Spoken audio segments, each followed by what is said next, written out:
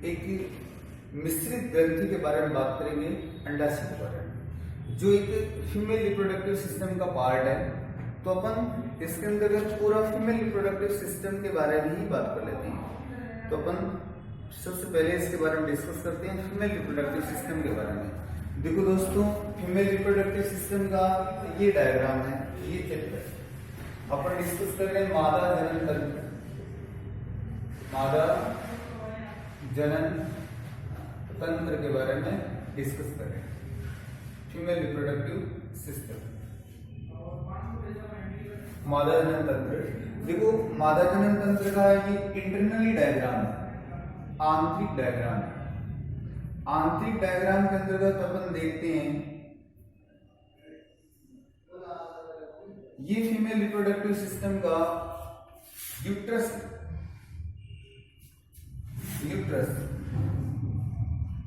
ये इसी को क्या कहते हैं, गर्भाशय कहते हैं। इसी को क्या कहते हैं, बच्चेदानी कहते हैं, बच्चेदानी। इसी को क्या कहते हैं, आजकल एक नई टर्म के अंदर क्वेश्चन आ रहा है, फीमेल रिप्रोडक्टिव सिस्टम मादा जनन तंत्र का कौन सा भाग है जो वोम कहलाता है। ये वोम, ये यूट्रस, ये बच्चेदानी है, ये गर्भाशय। गर्भ का विकास गर्भाशय में होता है। देखो दोस्तों, इस बार एसएससी में पूछ लिया था कि कितने यूट्रस होते हैं फीमेल के अंदर, तो फीमेल के अंदर देखो कितने यूट्रस है, एक ही यूट्रस। ये वॉर्म है, इसके अंतर्गत गर्भ का विकास, इसके अंतर्गत गर्भ का विकास होता है। इस कारण इसको गर्भाशय कहते हैं। ये गर्भाशय से एक ट्यूब निकली हुई है, ये ट्यूब है। इस ट्यूब का नाम है fallopian tube, fallopian tube, fallopian नलिका। इसी को क्या कहते हैं, डिंब वाहिनी कहते हैं, डिंब वाहिनी। देखो दोस्तों, नाम बता रहा है डिंब। डिंब का मतलब होता है अंडाणु, और वाहिनी का मतलब वहन करने वाली। ये डिंब वाहिनी फीमेल रिप्रोडक्टिव सिस्टम के अंतर्गत ये एक अंडवाहिनी का भाग है, फैलोपियन ट्यूब। और फैलोपियन ट्यूब का एक वेरी इंपॉर्टेंट पार्ट है, ये जो पार्ट है ये कहलाता है एम्पुला। ये जो पार्ट है वो एम्पुला भाग कहलाता है, फैलोपियन ट्यूब का एम्पुला वाला पार्ट है। ये फीमेल रिप्रोडक्टिव सिस्टम के अंतर्गत क्या है, ओवरी, अंडाशय, ओवरी, अंडाशय, अंडाशय। ये अंडाशय, ओवरी, ये फैलोपियन ट्यूब है। ये फैलोपियन ट्यूब का एक इंपॉर्टेंट पार्ट है एम्पुला।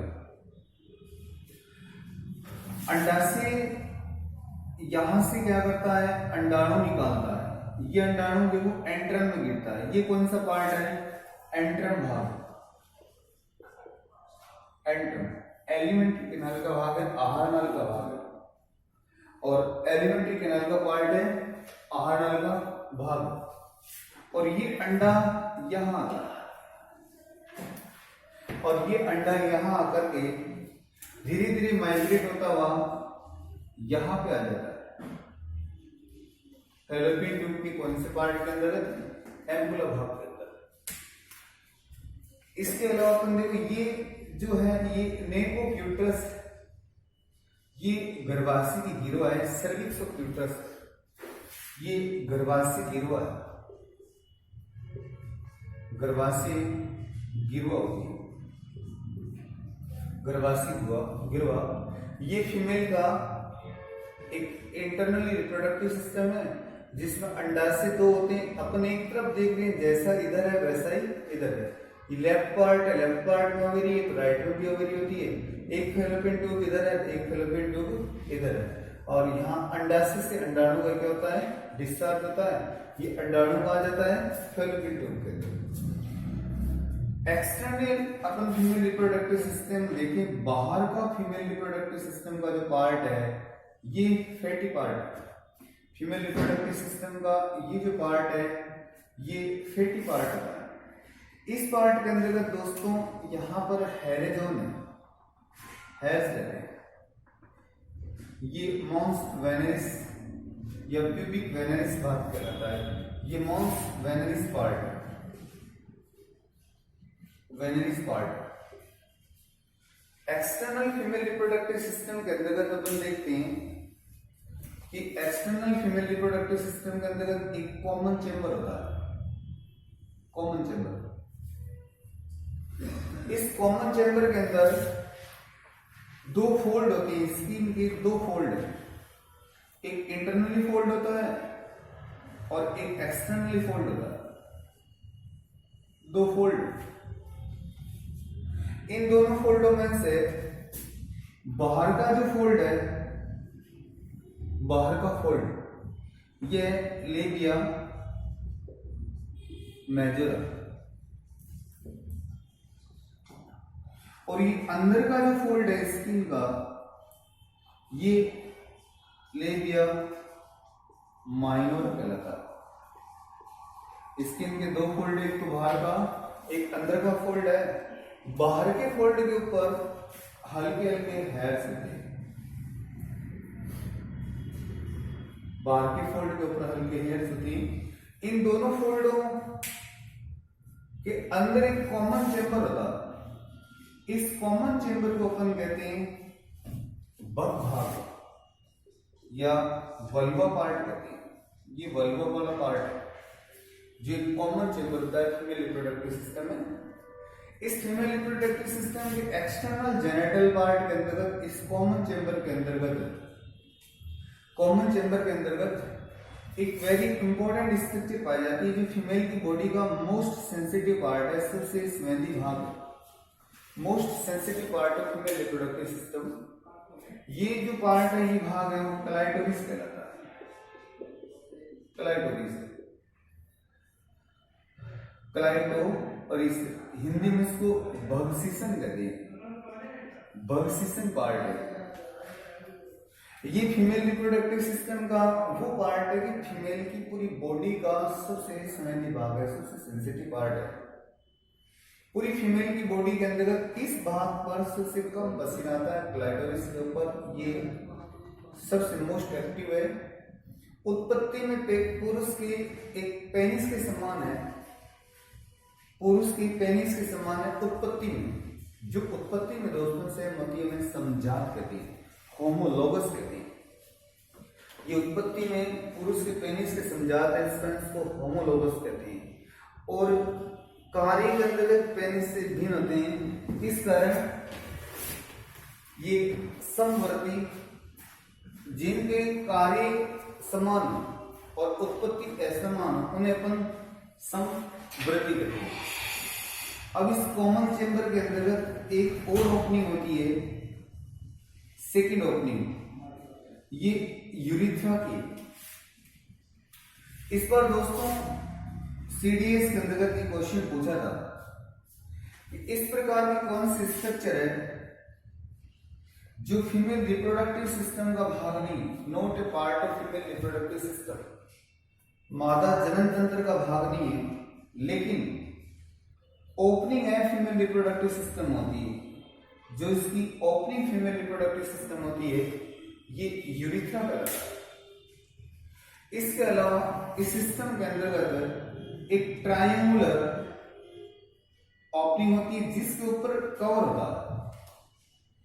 इस कॉमन चेंबर के अंतर्गत एक ट्रायंगुलर ट्यूब, नलिका के समान स्ट्रक्चर ओपन होती है, इसके ऊपर मेम्ब्रेन होता है, कवर होता है, और ये जो है ये होती है वेजाइना। वेजाइना ये योनि,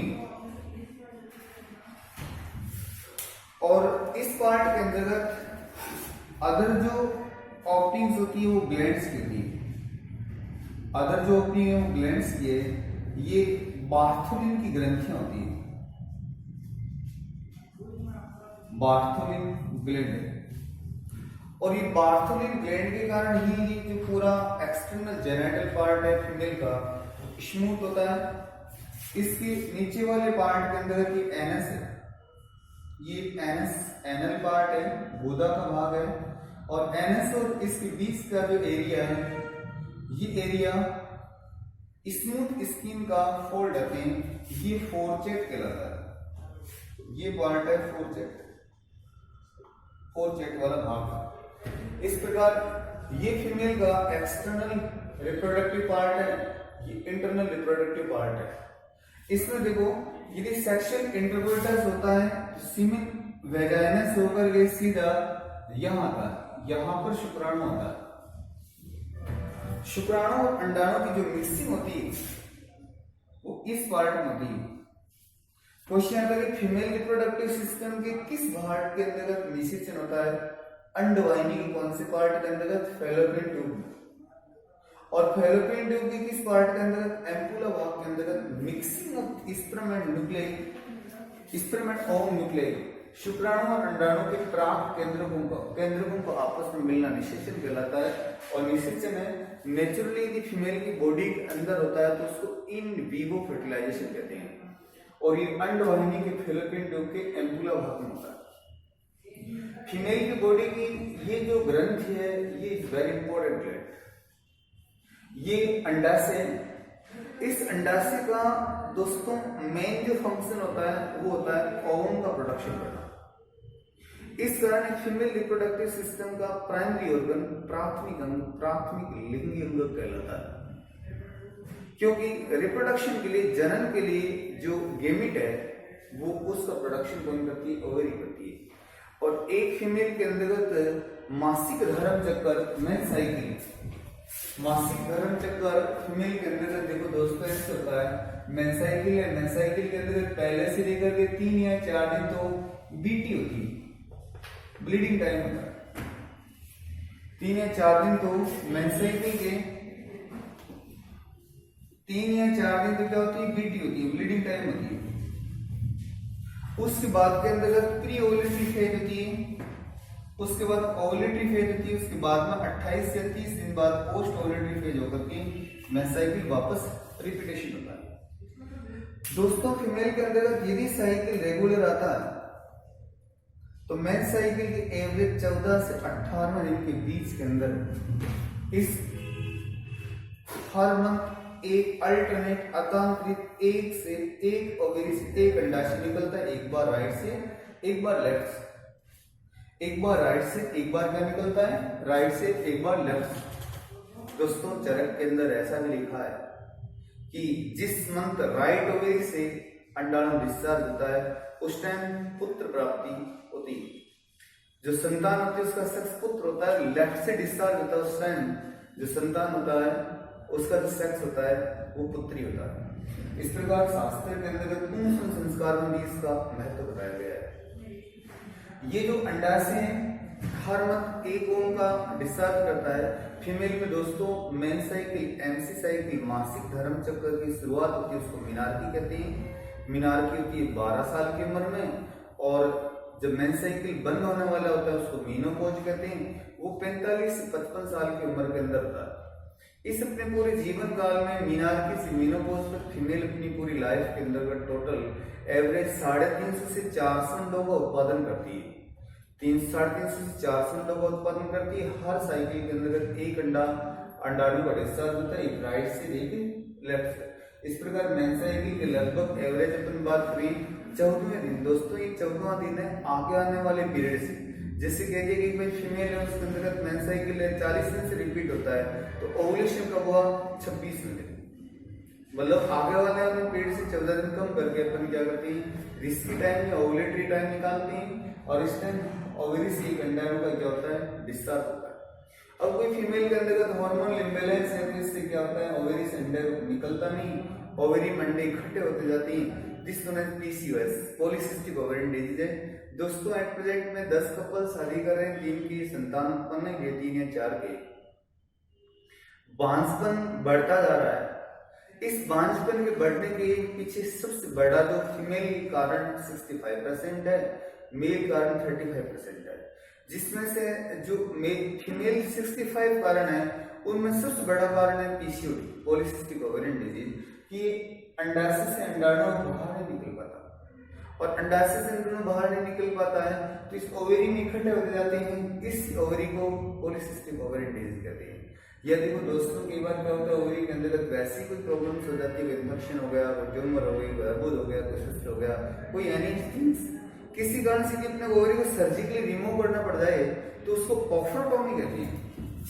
ऑफ्रोटोमी क्या होता है? किसी भी फीमेल के अंतर्गत विकृति के कारण ओवेरी को सर्जिकली रिमूव कर लेना ऑफ्रोटोमी कहलाता है। और किसी कारण ये यूट्रस है, इस यूट्रस में कोई विकृति हो गई तो यूट्रस को यदि सर्जिकली रिमूव करना पड़ जाए जिसमें हिस्टीरियोटेक्टोमी कहते हैं। तो उसको हिस्टीरियोटेक्टोमी का मतलब होता है सर्जिकली रिमूव यूट्रस, ऑफ्रोटोमी का मतलब होता है रिमूव ओवेरी। और यदि फीमेल के अंतर्गत नसबंदी करवाते हैं, इसका मतलब फेलोपियन ट्यूब को काट करके क्या कर देते हैं, यहाँ से बंद कर देते हैं। फेलोपियन ट्यूब को काट करके बंद कर देना। देखो दोस्तों, यहाँ से काट दी तो यहाँ से काट दिया मतलब अंडाणु और शुक्राणु का मिक्सिंग नहीं हो पाता है, दिस नोन एज ट्यूबोकोटोमी। फीमेल में नसबंदी को क्या कहते हैं? ट्यूबोकोटोमी कहते हैं। और इस प्रकार से अपन बात करें कि ओवेरी है जो अंडाशय है, एक तो बड़ा काम ये कर रहा है अंडाणु का उत्पादन, प्राइमरी सेक्स ऑर्गन है। देखो फीमेल के और जितने सारे जेनेटल पार्ट्स है सबका एक ही काम होता है, शुक्राणु और अंडाणु मिलाने में सहायता करना है। सिर्फ इसका काम है अंडाणु का उत्पादन करना। इस प्रकार से यहाँ से अंडा निकल करके यहाँ आ गया, ये अंडाशय एक वेरी इंपॉर्टेंट और भी काम करता है। एक फीमेल के अंतर्गत फीमेल के जितने सारे secondary sexual character Gifty cleaning लक्षण है जो फीमेल की लाइफ के अंतर्गत पहले नहीं थे, लगभग मैच्योर होने के बाद में, परिपक्व होने के बाद में उत्पन्न होते हैं। एट प्रेजेंट फीमेल की मैच्योरेशन एज है गिर करके लगभग 12 से 14 साल रह गई है। अब फीमेल की जो मैच्योरेशन है, इस मैच्योरेशन एज के अंतर्गत फीमेल की जितने सारे सेकेंडरी सेक्सुअल कैरेक्टर्स के लिए रेस्पॉन्सिबल होता है एस्ट्रोजन और प्रोजेस्टेरोन हार्मोन, जिसमें मेनली एस्ट्रोजन हार्मोन को ही फीमेल हार्मोन कहते हैं, मादा हार्मोन कहलाता है। और एस्ट्रोजन हार्मोन का डिस्चार्ज कौन करती है? ओवेरी करती है। ओवेरी की कौन करता है? थिक्का इंटरना करता है। देखो दोस्तों, फीमेल में जितने सारे सेकेंडरी सेक्सुअल कैरेक्टर है वो किसके कारण है? ओवेरी के कारण, अंडाशय एस्ट्रोजन हार्मोन के कारण फीमेल हार्मोन कहलाता है। जिससे अपन फीमेल का कोई भी सेकेंडरी सेक्सुअल कैरेक्टर देखे हैं, देखिए स्तन ग्रंथियां डेवलप होती है, कारण क्या है? Ovary, oestrogen hormone. फीमेल की आवाज की फ्रीक्वेंसी, आवाज की पिच क्या होती है? ज्यादा होती है। आवाज में पतलापन रहता है, तिखापन रहता है, इरिटेशन रहता है, तीक्ष्णता रहती है, पिच रहती है। इसका कारण क्या होता है? Oestrogen hormone. फीमेल की बॉडी सॉफ्ट होती है, मेल के कंपेयर में फीमेल की बॉडी बहुत सॉफ्ट होती है, क्योंकि फीमेल की बॉडी में हड्डियों के ऊपर कैल्शियम का डिपॉजिट नहीं होता ड्यू टू एस्ट्रोजन हार्मोन के कारण। फीमेल की बॉडी सॉफ्ट होती है, फीमेल की मांसपेशियां सॉफ्ट होती है, फीमेल की हड्डियां सॉफ्ट होती है, आवाज पतली होती है, बॉडी के लिमिटेड पार्ट के अंतर्गत हेयर होती है, दाढ़ी मूंछ नहीं आती है, दाढ़ी मूंछ नहीं आती है, लिमिटेड पार्ट के अंतर्गत डिस्ट्रीब्यूशन ऑफ हेयर रहता है, स्तन ग्रंथियां लिमिटेड पार्ट में, आवाज पतली होती है, मीनार की रहती है, मीनोपॉज रहती है। जितने सारे सेकेंडरी सेक्सुअल कैरेक्टर जो भी उत्पन्न हो रहे हैं सारे के सारे किसके कारण? ओवरी से प्राप्त होने वाले एस्ट्रोजन हार्मोन के कारण। अर्थात फीमेल के अंदर सेकेंडरी सेक्सुअल कैरेक्टर के लिए रेस्पॉन्सिबल है वो ऑर्गन है, ग्लैंड है, वो कौन सी होती है? ओवरी होती है। इस प्रकार ओवरी से जो अंडा निकला है मेन साइकिल के लगभग 14 दिन बाद यहाँ गया, सेक्सुअल इंटरकोर्स में मिक्सिंग होगी। दोस्तों, शुक्राणु का जीवन काल 24 घंटे होता है, अंडाणु का जीवन काल 72 घंटे होता है। इसमें मार्केट में जो पिल्स भी आती है ना, अनवांटेड 72 ये इंडिकेट करती है कि वो लाइफ स्पान ऑफ ओम अंडाणु का जीवन काल है। इसके बाद में देखो निषेचन होने के बाद के अंतर्गत यहाँ से ये ट्रांसफर होता है यहाँ पर आके कनेक्ट हो गया, या यहाँ कनेक्ट हो जाता है, यहाँ कनेक्ट होता है, ये एम्ब्रियो है। अब एम्ब्रियो देखो यूट्रस में जब तक रहता है, गर्भाशय में जब तक रहता है उसको गर्भावधि कहते हैं, गेस्टेशन टाइम कहते हैं। और फीमेल के अंदर जो गर्भावधि है, जो गेस्टेशन टाइम पीरियड है वो लगभग 280 दिन होता है। 280 दिन तक ये इसी के अंदर रहता है, बच्चेदानी के अंदर। इसके बाद में देखिए दोस्तों, फीमेल में यूट्रस की नेक है जो दुनिया के अंतर्गत एक बहुत बड़ा, पूरे इंडियन फीमेल के अंतर्गत एक बहुत बड़ा कारण बनती जा रही है कैंसर का। आज संपूर्ण इंडिया के अंतर्गत देखें फीमेल्स में, संपूर्ण इंडिया में फीमेल में सर्वाधिक ये सर्वाइकल कैंसर होता जा रहा है, यूट्रस के बच्चेदानी की गिरवा का कैंसर होता जा रहा है। ये बॉडी की सबसे हार्डेस्ट स्पिंटर है, देखो दोस्तों यूट्रस मात्र 35-50 ग्राम की थैली होती है, लेकिन गैस्ट्रेशन के टाइम कितनी फूल जाती है। डिलीवरी के बाद न्यूबॉर्न नवजात शिशु का वजन 2.5 से 3.5 किलो होना चाहिए। एक प्रेगनेंसी के दौरान फीमेल का 10 किलो वजन बढ़ता है। एक प्रेगनेंसी के दौरान फीमेल का गर्भावधि के दौरान 2 हीमोग्लोबिन गिरता है। एक प्रेगनेंसी के दौरान फीमेल को कंटिन्यूस लगभग 100 आयरन की गोलियां खानी चाहिए। कुल मिलाकर के देखो फीमेल की बॉडी की जो यूट्रस है, यूट्रस की स्पिंटर शरीर की सबसे हार्डेस्ट स्पिंटर होती है। लगातार कंटिन्यूस 5-7 किलो वेट है, वो लगातार क्या होती है, सहन करती है। ये फीमेल का देखो एक्सटर्नल जेनिटल पार्ट है।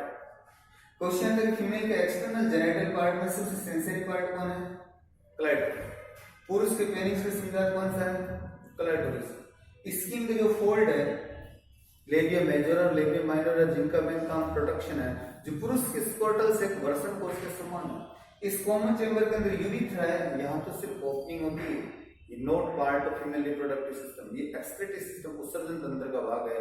इस बार एसएससी का भी यही क्वेश्चन था। इसके अंदर देखिए ये वेजाइना है, वेजाइना लगभग 3 से 4 सेंटीमीटर एक ट्यूब होती है। इस वेजाइना के अंदर माउथ के ऊपर जब फीमेल को सेक्सुअल एक्सपीरियंस नहीं होता है तो इसके ऊपर कवर होता है, मेम्ब्रेन होती है, झिल्ली होती है। अब ये झिल्ली देखो दोस्तों उम्र के साथ मेनसाइकिल आने से, साइकिल चलाने से, खेलने से, कूदने से, हार्ड वर्क करने से नेचुरली रप्चर हो जाती है। तो कुछ लोग हैं वो इसका विरिजिनिटी से क्या कर लेते हैं, विरिजिनिटी से यूज कर लेते हैं, लेकिन नॉट ए विरिजिनिटी टेस्ट। ये क्वारंटाइन का परीक्षण नहीं है। किसी फीमेल को सेक्सुअल एक्सपीरियंस है या नहीं है शादी से पहले या बाद, अपन इससे विरिजिनिटी टेस्ट नहीं कर सकते, क्योंकि मेम्ब्रेन तो नेचुरली रप्चर हो जाती है। और इसके अलावा बार्थोनिल की ग्लैंड से फीमेल रिप्रोडक्टिव सिस्टम को क्या करती है, स्मूथ रखती है, चिकना रखती है। इस प्रकार ये टोटल फीमेल रिप्रोडक्टिव सिस्टम का था, जिसके अंतर्गत मेनली जो अपनी एक बहुत इंपॉर्टेंट ग्लैंड है, ग्रंथि है, जो अपन डिस्कस किया है एक एंडोक्राइन ग्लैंड के बारे में। सो एक प्रकार की मिश्रित ग्रंथि के बारे में जो क्या थी और थी। इस क्लास के अंतर्गत अपन मिश्रित ग्रंथि एक टेस्टिस होती है, वर्षण के बारे में डिस्कस करेंगे। दोस्तों वर्षण के साथ साथ अपन पूरा मेल रिप्रोडक्टिव सिस्टम ही पढ़ लेंगे। तो अपन शुरुआत करते हैं मेल रिप्रोडक्टिव सिस्टम। नर जनन तंत्र, नर जनन तंत्र, male reproductive system, ductive system, male reproductive system, नर जनन तंत्र, मेल रिप्रोडक्टिव सिस्टम, नर जनन तंत्र। दोस्तों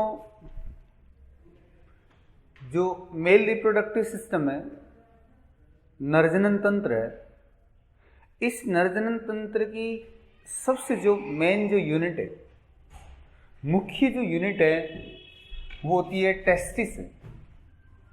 ये टेस्टिस है, ये वर्षण है,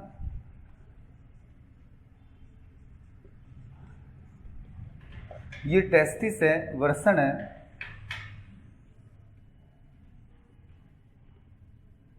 वर्षण है वो एक चेंबर में रहता है, इस चेंबर से स्प्रिंग से जुड़ा रहता है। इस स्प्रिंग का जो नाम है वह ग्यूब्रेनेकुलम, ग्यूब्रेनिकुलस या ग्यूब्रेनिकुलम। और वर्षण जिस चेंबर के अंतर्गत बंद रहता है, इस चेंबर का नाम होता है वर्षण कोश। स्कोर्टल सैक है, वर्षण कोश है, स्कोर्टल सैक या वर्षण कोश है। वर्षण जिस चेंबर के अंदर है वर्षण कोश है। देखो दोस्तों एक मेल के अंतर्गत बॉडी के जितने सारे अंग होते हैं, सारे के सारे अंग होते हैं वो शरीर के अंदर होते हैं, लेकिन वर्षण शरीर से बाहर होते हैं। क्यों? क्योंकि मेल के अंतर्गत फीमेल के समान रूट चक्कर चलता है, फीमेल में मासिक धर्म चक्कर चलता है, और मेल में रूट चक्र चलता है।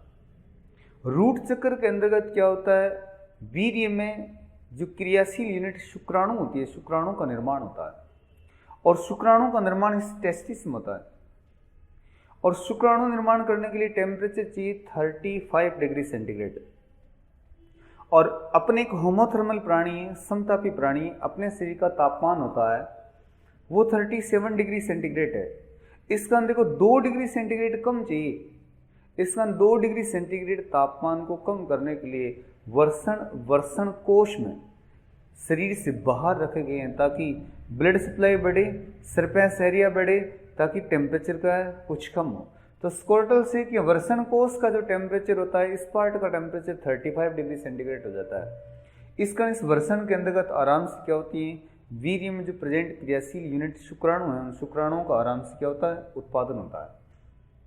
इसका अंदर को वर्षण है वो शरीर से क्या होते हैं, बाहर होते हैं मेल की बॉडी के, क्योंकि शुक्रजनन की प्रक्रिया के लिए कम तापमान की आवश्यकता होती है। शुक्रजनन की पूरी प्रक्रिया कंप्लीट होने में 74 दिन का समय लगता है। 74 दिन का समय लगता है। देखो ये दोस्तों, ये जो वर्षण होते हैं ये यहाँ से ये एलिमेंट्री कैनाल में होते हैं, आहार नाल में होते हैं। आहार नाल में बच्चा जब अपनी माँ के गर्भ के अंदर होता है, ये वक्षण नाल कहलाती है। ये इनग्विनल कैनाल है, ये वक्षण नाल कहलाती है। ये वक्षण नाल है, इनग्विनल कैनाल है। जब बच्चा माँ के गर्भ में होता है तब ये 7वें महीने के अंतर्गत ये वर्षण कोश में उतर जाता है। यदि किस बच्चे में वर्षण कोश में नहीं उतरते हैं तो उनको सर्जरी के द्वारा उतारना पड़ता है। क्यों उतारना पड़ता है, कारण क्या है, ये वर्षण शुक्राणु का तो निर्माण करता ही करता है, इसके साथ मेल के शरीर का सबसे इम्पोर्टेंट स्टीरॉयड, सबसे इम्पोर्टेंट सेक्स हार्मोन, सबसे important androgen, steroid, androgen, testosterone hormone को स्रावन करता है, जो मेल के सारे सेकेंडरी सेक्सुअल कैरेक्टर के लिए रेस्पॉन्सिबल है। यदि टेस्टिस अंदर रह गया तो अंदर रहने से प्रॉपर हार्मोनल डिस्चार्ज नहीं कर पाता। हार्मोनल डिस्चार्ज कर नहीं पाता है तो उस मेल के अंतर्गत फीमेल की तरह सिम्टम डेवलप होने लग जाते हैं। जेनाइटल पार्ट है वो डेवलप नहीं हो पाता है। इस कारण टेस्टिस को जन्म से पहले 7वें महीने में प्राकृतिक रूप से वर्षण कोश में आ जाते हैं। नहीं आते हैं तो जन्म के बाद में सर्जिकली उनको लाया जाता है। वर्षण कोश में नहीं उतरना क्रिप्टोकार्डिज्म कहलाता है। और क्रिप्टोकार्डिज्म से ग्रस्त जो बच्चा होता है वो हार्मोनल इम्बैलेंस हो जाता है, उसके अंतर्गत मेल के सारे सिम्टम नहीं आ पाते। इस कारण इसको सर्जिकली लाना पड़ता है। ये टेस्टिस स्कोर्टल सैक के अंतर्गत है, इस इनग्विनल कैनाल से होकर के वर्षण कोश के अंदर आते हैं।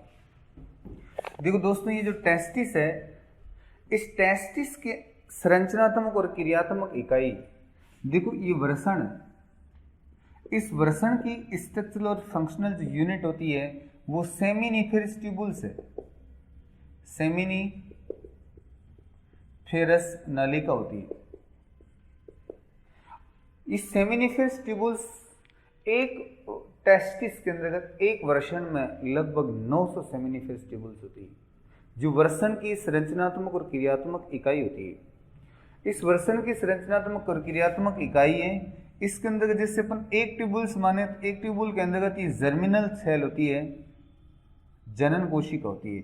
ये जो जर्मिनल सेल है, जनन कोशिका है, इनका मेन काम होता है, ये शुक्राणु मदर कोशिका है, इनका मेन काम होता है शुक्राणु का उत्पादन करना। इसके साथ साथ अदर और भी सेल पाई जाती है। ये जो सेल है ये सर्टोली कोशिकाएं कहलाती है। सर्टोली सेल या सर्टोली कोशिकाओं को क्या कहते हैं, सस्टेंटेकुलर सेल कहते हैं। सस्टेंटेकुलर सेल कहते हैं, या इन्हीं को ही अपन क्या कहते हैं, सस्टेंटेकुलर सेल को ही क्या कहते हैं, सपोर्टिंग सेल कहते हैं, सपोर्टिंग। और इन्हीं को अपन सर्टोली सेल, सस्टेंटेकुलर सेल, इन्हीं को अपन क्या कहते हैं, भक्षक सेल कहते हैं, फेगोसाइटिक सेल कहते हैं।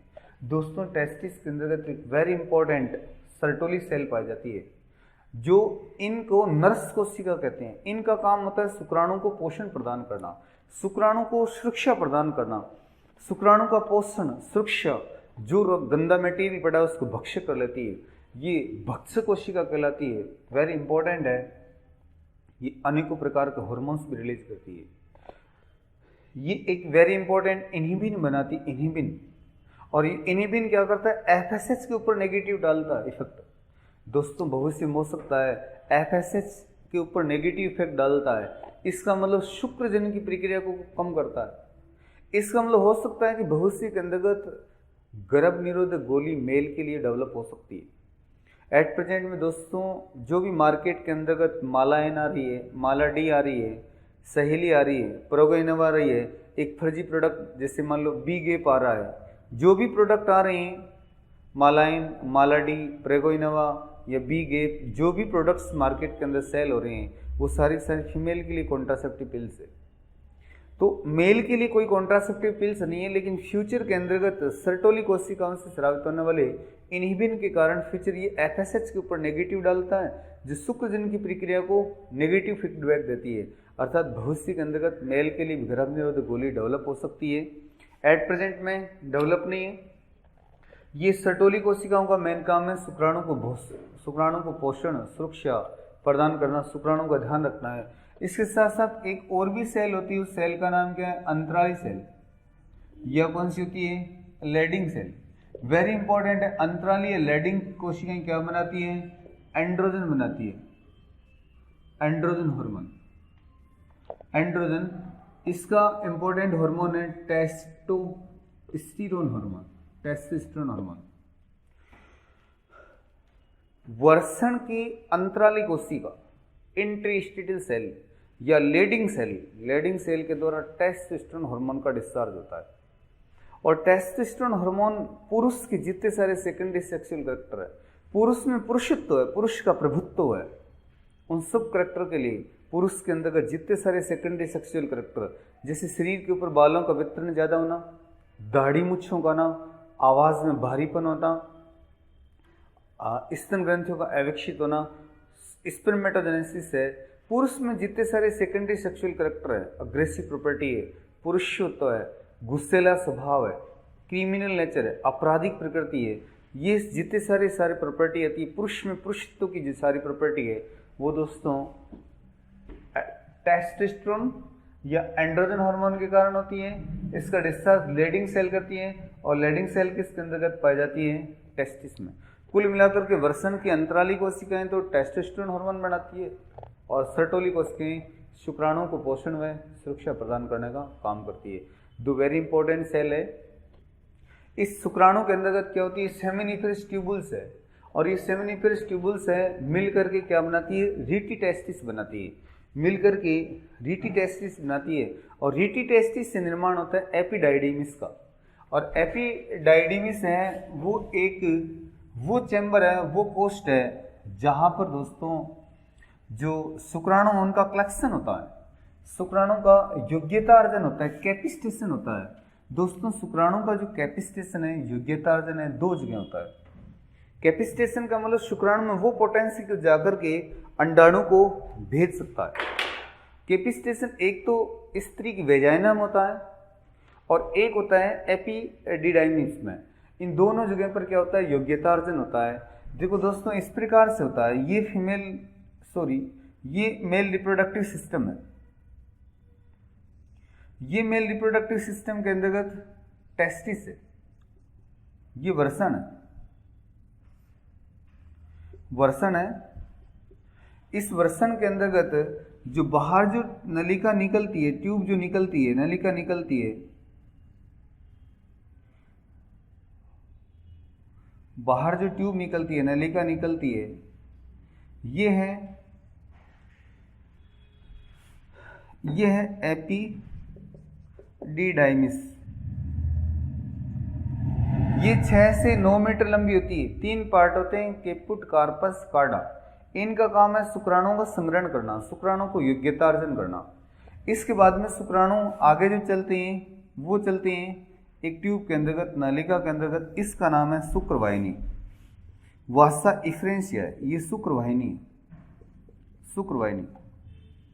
और ये शुक्रवाहिनी से इस प्रकार से आगे जाते हैं। इस शुक्रवाहिनी से होकर के क्या गुजरते हैं, शुक्राणु गुजरते हैं। अब देखो दोस्तों किसी पुरुष के अंतर्गत नसबंदी करनी है तो यहाँ से काट देते हैं, यहाँ से काट देते हैं, तो देखो वर्षण के अंतर्गत शुक्राणु का निर्माण होते हैं, शुक्राणु आगे नहीं जाते। अब देखो शुक्राणु आगे नहीं जाते हैं तो पुरुष के अंतर्गत वीर्य तो बनता है, लेकिन वीर्य में शुक्राणु नहीं, अर्थात बच्चा नहीं लगेगा। कहने का मतलब पुरुष की नसबंदी करनी है तो इस शुक्रवाहिनी को काट करके बंद कर देना, और इसको अपन क्या कहते हैं, इसको अपन कहते हैं वैसेक्टोमी। वैसेक्टोमी कहते हैं शुक्रवाहिनिका को काट करके बंद कर देना। इस प्रकार देखो शुक्राणु यहाँ से यहाँ आगे जाते हैं। शुक्राणु आगे जाकर के एक चैम्बर के अंतर्गत, एक कोष्ठ के अंतर्गत इकट्ठे होते हैं। ये जो चैम्बर है, ये चैम्बर सेमिनल वेसाइकल कहलाता है। ये शुक्राशय, सेमिनल वेसाइकल, ये शुक्राशय कहलाता है। ये सेमिनल वेसाइकल, ये शुक्राशय है। शुक्राशय में कलेक्शन होता है, स्पर्म का कलेक्शन आगे चल करके किसमें होता है, शुक्राशय में होता है। और इस शुक्राशय टोटल सीमिन का, वीर्य का, शुक्राणु तो यहाँ से बनते हैं वीर्य में। वीर्य का 60% जो पार्ट बनता है वो किसके द्वारा बनता है, शुक्राशय के द्वारा बनता है। और इसके बाद के अंतर्गत आगे ये ट्यूब आगे की ओर चलती है तो रास्ते के अंतर्गत एक वेरी इंपॉर्टेंट ग्लैंड आती है। ये ग्लैंड है जो प्रोस्टेट ग्लैंड है, ये प्रोस्टेट ग्रंथि है, प्रोस्टेट ग्लैंड। और दोस्तों ये जो प्रोस्टेट ग्लैंड होती है, ये आगे का जो ट्रैक है, वीर्य गुजरने का आगे का रास्ता एकदम साफ कर देती है, छारी बना देती है। पुरुष में सेक्सुअल डिजायर के टाइम पूरा ट्रैक स्मूथ कर देती है, शुक्राणु के लिए रास्ता साफ कर देती है। इसके साथ साथ ये जो वीर्य में जो शुक्राणु उनको कोगुलेट नहीं होने देती है। ये वीर्य का 40% पार्ट भी बनाती है। वीर्य का 40% पार्ट तो बनाती है प्रोस्टेट, 60% पार्ट बनाता है शुक्राशय, और इसमें जो भी स्पर्म है वो बनाता है टेस्टिस। इस प्रकार से आगे ये ये मेल का एक्सटर्नल जेनेटल पार्ट है, और ये एक्सटर्नल जेनेटल पार्ट है वो है पेनिस है। एक्सटर्नल जेनेटल पार्ट है पेनिस है। देखो पेनिस दोस्तों एक मस्कुलर स्ट्रक्चर है, मांसपेशी युक्त संरचना है, लेकिन एक जो रोडेंशिया गण इस प्रकार का जिसके पेनिस के अंतर्गत हड्डी पाई जाती है, और इस पेनिस के अंदर जो हड्डी, उस हड्डी का नाम क्या होता है, बैक्यूलम है। हड्डी युक्त पेनिस को क्या कहते हैं, ओश पेनिस कहते हैं। पेनिस के अंतर्गत अपन बात करें, ये पेनिस है, इस पेनिस का ये ग्लास मुंड वाला पार्ट है, फूला हुआ भाग ग्लास पेनिस कहलाता है।